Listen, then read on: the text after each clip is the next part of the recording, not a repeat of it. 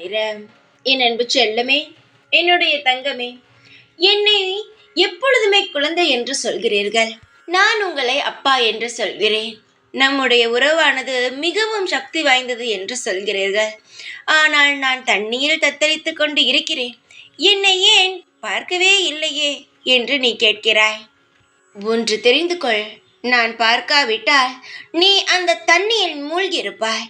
தத்தளிக்கிறேன் என்று சொன்னாயே, நான் பார்த்ததினால்தான் உன்னால் மூச்சு கூட விட முடிகிறது. நான் பார்க்காவிட்டால் நீ எப்பொழுது அந்த தண்ணியில் அமுங்கி இருப்பாய். நீ செய்த கர்ம வினை உன்னை இப்பொழுது தத்தளிக்க வைக்கிறது. நீ என்னை வணங்கியதற்கான பலன்கள் உன்னை வாழ வைக்கிறது. எப்பொழுதும் ஒன்றை தெரிந்து கொள்ளுங்கள், கஷ்டத்தில் இருக்கிறோம் என்று நினைக்காதீர்கள். கஷ்டத்தையும் தாங்கும் சக்தியையும், கஷ்டத்தை தாங்கி அதிலிருந்து மீண்டு வர தைரியத்தையும் கடவுள் கொடுத்திருக்கிறான். நிச்சயமாக அந்த கடவுளை நம் வாழ்க்கையை சரி செய்வான் என்று நம்புங்கள். நீங்க செய்யும் சில விஷயங்களினால்தான் உங்கள் வாழ்க்கையில் பல விஷயங்கள் நடக்கிறது. இதற்கு மேலாவது சுதாரிப்பாக நடந்தால் வாழ்க்கை அனைத்தும் பத்திரமாகவே இருக்கும். வாழ்க்கையில் நீ கூடிய சீக்கிரமாகவே கரை சேர்ந்து வந்து விடுவாய். கவலைப்படாதே. நீ எதையெல்லாம் நினைத்து ஒன்றும் வருத்தப்படாதே. இப்பொழுது தத்தளிக்கிறாய், இன்னும் கூடிய சீக்கிரத்தில் கரை வந்து சேர்ந்து விடுவாய். வாழ்க்கையின் நிலைமையானது மாறும். உன் உடம்பில் இருக்கும் அந்த ஈரங்களானது காய்ந்து நல்ல சந்தோஷமாக வாழ்ந்து விடுவாய். உன் கண்ணீரில் இருந்து வரும் துளிகள் எப்பொழுதும் வீண் போகாது. நீ செய்த பூஜைகள் அனைத்தும் எப்பொழுதுமே உனக்கு பலன்கள் கொடுக்கும். காலங்கள் உனக்காக இருக்கிறது. காலங்கள் முடியவில்லை. உன் வாழ்க்கை முடியவில்லை.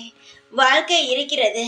நல்ல காலம் பிறக்கும், அதுவும் சீக்கிரமாகவே. வாழ்க்கையை யாருமே பார்த்து பயப்பட வேண்டாம்.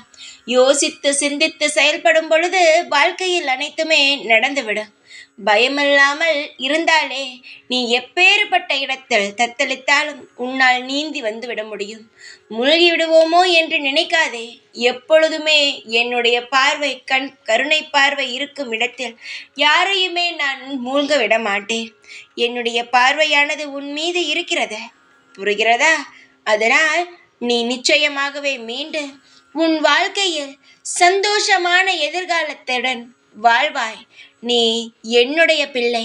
உன்னை வாழ வைப்பேனே தவிர ஒரு நாளும் உன்னை வீழ விடவே மாட்டேன். கசப்பான வாழ்க்கையை நான் உனக்கு தரவில்லை, இனிப்பான வாழ்க்கையை தான் தந்திருக்கிறேன். காலங்கள் உன்னை சோதித்தாலும் நான் நிச்சயமாகவே உன்னுடைய வாழ்க்கையில் உன்னை கரை சேர்த்து நட்பலன்களை உனக்கு தந்து விடுவேன்.